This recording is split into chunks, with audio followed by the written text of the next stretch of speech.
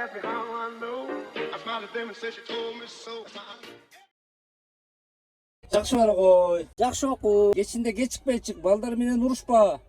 Мейлі, жақсы бар ғой.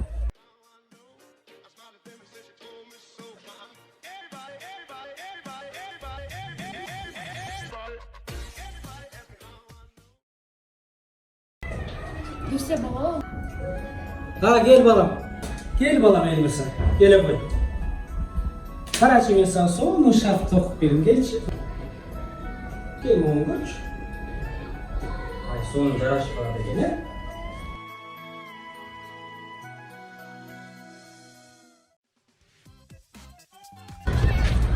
Gece koğandırmayı cimler.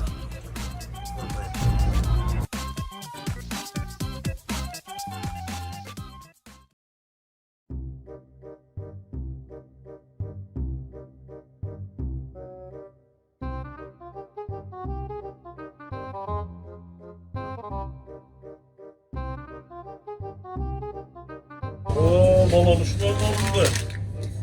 Restoranlar yerde bu. Ya adı koy. Sabah ben balam denen taza su içse. Ama restoranlar evet faydalı. Bana bağladı. Şunu içkiler restoranlar faydalı. Bu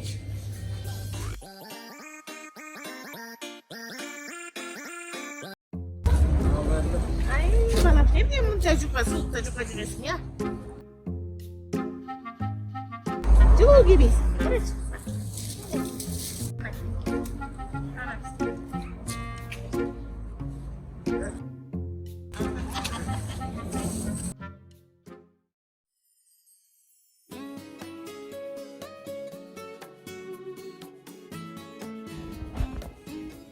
Babam geldi. O aylan gideyim ki balam gelin bir.